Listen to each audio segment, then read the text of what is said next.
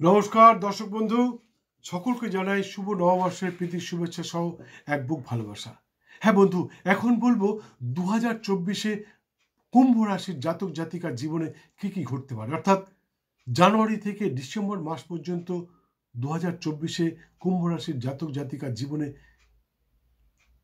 কি কি ঘটতে পারে, অর্থাৎ আর্থিক উন্নতি, অবনতি, বিদ্যা, বিবাহ, প্রেম, কর্ম, বাণিজ্য এবং সামাজিক প্রতিষ্ঠা কি করে পেতে পারেন। যদি কখনো এই প্রতিষ্ঠা বিপন্ন হওয়ার মুখে পড়ে যায়, তাহলে আপনি কি করে সেখান থেকে মুক্তি পাবেন, সেই প্রতিকারও আপনাদেরকে এখন বলবো।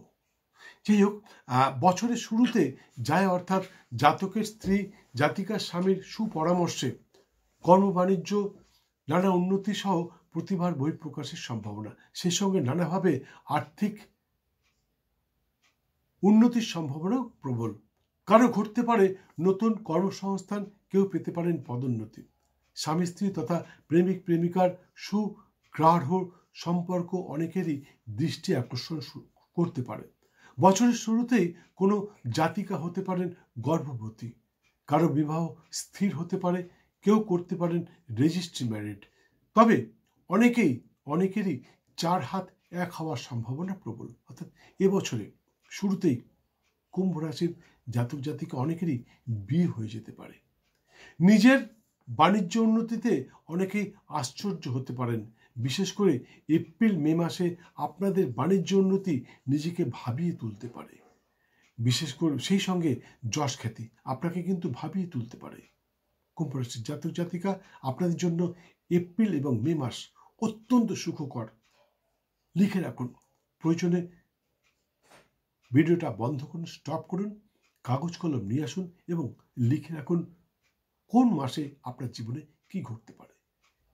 ওই সময় অনেকেই কৃতকর্মের কারণে বংশের নাম উজ্জ্বলকারী হতে পারেন, অর্থাৎ ওই সময় কেউ এমন কিছু করে ফেলবেন যা আপনার বংশে এই যাবৎ কেউ করতে পারেনি। আপনি সর্বপ্রথম ব্যক্তি এই ঘটনাটা ঘটালেন। অবশ্য মে মাসে বিদ্যার্থীর বিদ্যায় নানা রকমভাবে বাধা আসতে পারে, সেই সঙ্গে পরীক্ষার ফল আশানুরূপ নাও হতে পারে।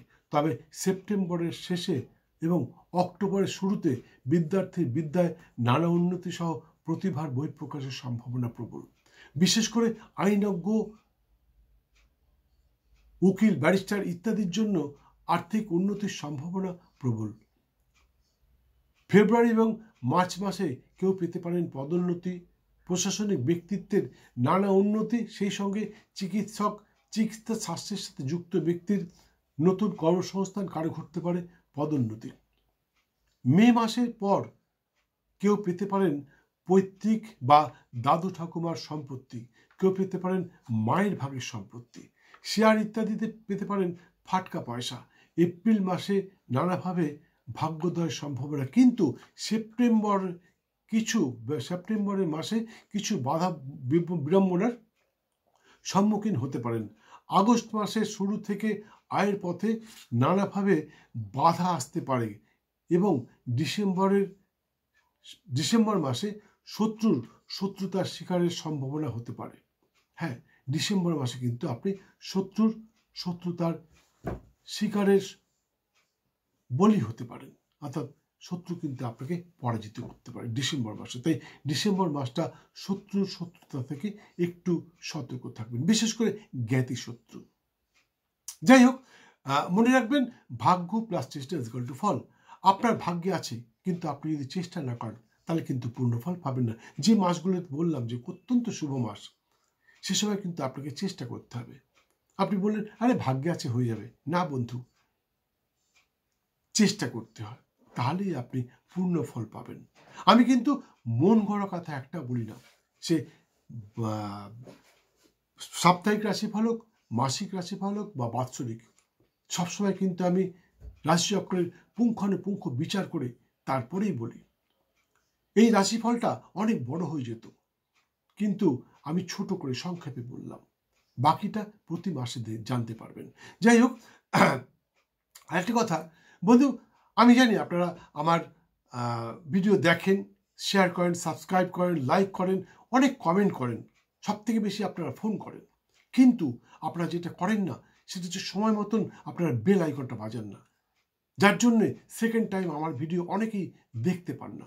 তাই সকলকে অনুরোধ করব আপনারা ভিডিওটা দেখতে দেখতে বেল আইকনটা বাজিয়ে দিন, এবং সেই সঙ্গে আমার চ্যানেলে প্রায় 900-র মতন সম্প্রচারিত ভিডিওর মাধ্যমে আপনার জীবনের জ্যোতিষতন্ত্র বাস্তুজনিত নানা সমস্যার সমাধান খুঁজে নিন।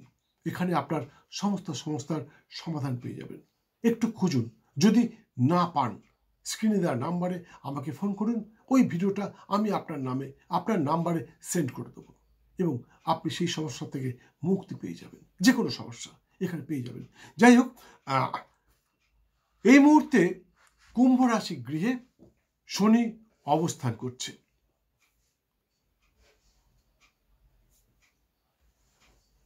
যার জন্যে শনির 7.5 চলছে আপনাদের।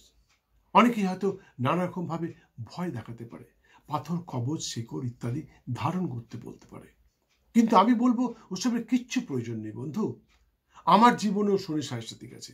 প্রথমবার যখন আমার জীবনে শনি 7.5 আসে, তখন কেন্দ্রীয় সরকারের একটি চাকরি ছেড়ে কেন্দ্রীয় সরকারের আরেকটি চাকরিতে আমি যোগদান করেছিলাম, এবং এই মুহূর্তে রিটায়ার করে গেছি, কেন্দ্রীয় সরকারের একজন অবসরপ্রাপ্ত আধিকারিক। সেকেন্ড টাইম যখন আমার জীবনে শনি 7.5 আসে, তখন আমি জ্যোতিষতন্ত্র বাস্তুবিদ্যায় পারদর্শী হয়ে উঠি। এ তো আমার কথা গেল, বহু লোক ভালো ফল পেয়েছে কিছু সামান্য নিয়ম নিষ্ঠা পালন করে। কি নিয়ম নিষ্ঠা একটু পরে বলছি। ডক্টর মনমোহন সিং, আমাদের প্রাক্তন প্রধানমন্ত্রী, তিনি কর্কট রাশির জাতক। কর্কট রাশির যখন শনি 7.5 চলছে, তখন ডক্টর মনমোহন সিং প্রধানমন্ত্রী হয়েছিলেন। বর্তমান প্রধানমন্ত্রী নরেন্দ্র মোদীজি তুলা রাশির জাতক। তুলা রাশি গৃহে যখন শনি অবস্থান করছে, সেই সময় নরেন্দ্র মোদীজি প্রধানমন্ত্রী হয়েছিলেন। কাজেই শনি 7.5 খারাপ নয়। যদি কেউ ভয় দেখায় তাহলে আপনারা ভয় পাবেন না, সামান্য নিয়ম পালন করতে হবে। কি নিয়ম এবারে শুনে নিন। শনিবার এবং মঙ্গলবার ব্রহ্মচর্য পালন করে, আরেকটা কথা, শনি 7.5 কেন মানুষ কষ্ট পায় একটু এটা জেনে নিন, একটু ধৈর্য ধরে শুনুন। শনি আসলে সৎ এবং নিষ্ঠাবান, সেই সঙ্গে ব্রহ্মচারী। আমরা কিন্তু শনির মতন অত সৎ, নিষ্ঠাবান এবং ব্রহ্মচারী হতে পারি না, সেই জন্যেই আমরা এত কষ্ট পাই।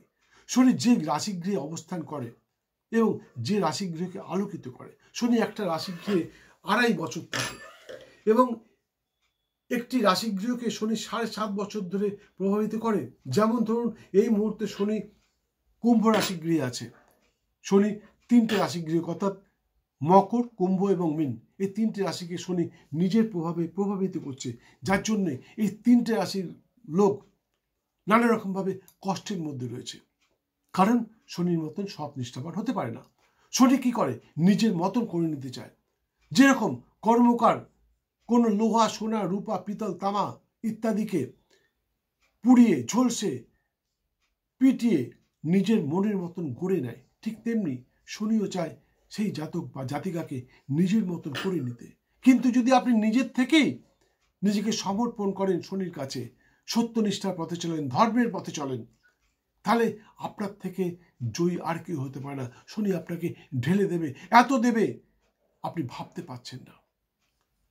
নরেন্দ্র মোদী প্রধানমন্ত্রী হয়েছেন এই শনি 7.5 সামান্য কিছু নিয়ম নিষ্ঠা পালন করে, এখনো প্রধানমন্ত্রী হয়ে রয়েছেন।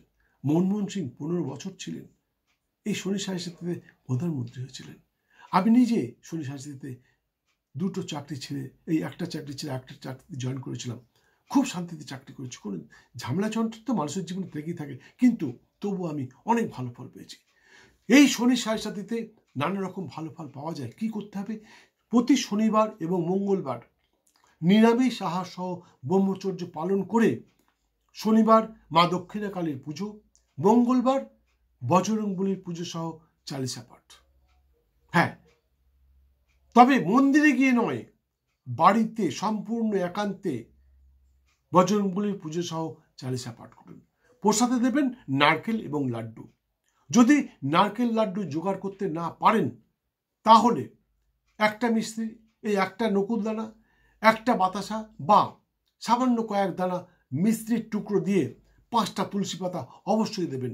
মনে রাখবেন বজরংবলীর পুজোতে 5টা তুলসী পাতা দেওয়া অবশ্যই খুবই বাঞ্ছনীয়। আমি নিজে 5টা তুলসী পাতা দিয়ে খুব ভালো ফল পেয়েছি। এই যাবৎ আশা করি কেউ 5টা তুলসী পাতার কথা আপনাদেরকে বলেনি।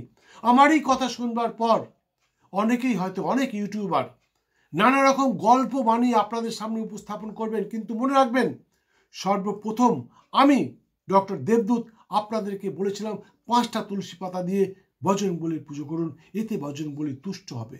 আমার শিষ্য ভক্তরা এই 5টা তুলসী পাতা দিয়ে পুজো করে নানা রকম সুফল পেয়েছেন। কিন্তু এই 5টা তুলসী পাতা কি রঙের হওয়া উচিত, কিভাবে দেওয়া উচিত, এটা আমি এখানে বলবো না।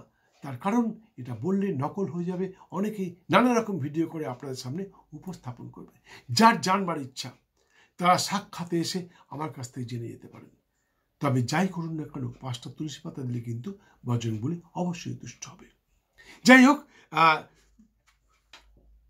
কুম্ভ রাশির জন্য শুভ রং সাদা এবং লাল। অনেকেই রং খোঁজেন, অনেকেই ফোন করেন আমার কি রং শুভ, এভাবে তো বলা যায় না। তবে রাশির জন্য, কুম্ভ রাশির জন্য শুভ রং সাদা এবং লাল। শুভ সংখ্যা 2 এবং 5। কয়েকদিন আগে একটি ছেলে আমাকে সংখ্যার জন্য পাগল করে দিচ্ছিলেন, আমার কি কোন সংখ্যা শুভ, কোন সংখ্যা শুভ, এভাবে কি বলা যায়? যাই হোক, কুম্ভ রাশির জন্য শুভ সংখ্যা 2 এবং 5। সেই সঙ্গে সর্বক্ষণ যদি একটি নীল রুমাল ব্যবহার করতে পারেন। এছাড়া প্রতি শনিবার নিরামিষ আহার সহ ব্রহ্মচর্য পালন করে মাতা শ্রী শ্রী দক্ষিণাকালীর পুজোয় মাকে তুষ্ট করতে পারেন, তাহলে আপনার জীবনের সমস্ত বাধা বিড়ম্বনা দূর হবে। সেই সঙ্গে ধনধান্যে ভরে থাকবেন, এতে কোনো সন্দেহ নেই। পুজো পদ্ধতিটা এখানে বলতে পারছি না। জানবার ইচ্ছুক ব্যক্তি সাক্ষাতে এসে পূজা পদ্ধতি জেনে নিতে পারেন। পুজো পদ্ধতি বলতে গেলে ভিডিওটা অনেক বড় হয়ে যাবে, সেটা আমি চাই না।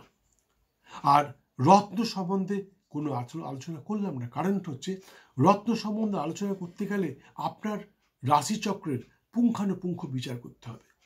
দুম করে কোনো রত্ন ধারণ করবেন না, কাউকে বলা উচিত না।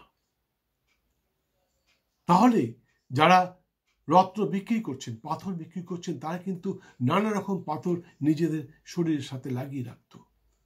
ওষুধের দোকানদার নানা রকম ওষুধ খেয়ে সারা জীবন সুস্থ থাকতে পারত না। বন্ধু, নির্দিষ্ট ব্যক্তির জন্য নির্দিষ্ট ওষুধ যেমন প্রয়োজন সুস্থ হওয়ার জন্য, ঠিক তেমনি নির্দিষ্ট ব্যক্তির জন্য নির্দিষ্ট রত্ন ধারণও অবশ্যই বাঞ্ছনীয়। আমি দেখেছি অনেকেই নানা রকম 10 আঙুলে 10টা আংটি পরে রয়েছে, কিন্তু তাদের মধ্যে বেশিরভাগই ইমিটেশন পড়ে রয়েছে, নকল রত্ন পড়ে রয়েছে। বলি না কাউকে, কি দরকার বলবার, সে ওতে উনি আনন্দে রয়েছে, থাক। কিন্তু রত্ন ওইভাবে ধারণ করা যায় না। 5টা 7টা রত্ন ধারণ করা উচিত না, এতে আপনার ক্ষতি হতে পারে, পাগল হয়ে যেতে পারেন।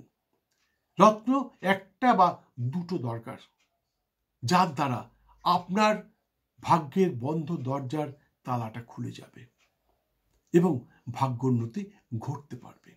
যাই হোক, ভিডিওটি সম্পূর্ণ দেখার জন্য অসংখ্য ধন্যবাদ। ভালো লাগলে একটি লাইক দিয়ে বেল আইকনটি বাজিয়ে দিয়ে সঙ্গে থাকুন। আবার দেখা হবে আগামীকাল দুপুর ঠিক 11টায় অন্য আরেকটি ভিডিওর সাথে। বছরটা আপনার খুব ভালো যাক, ধনধান্যে ভরে থাকুন।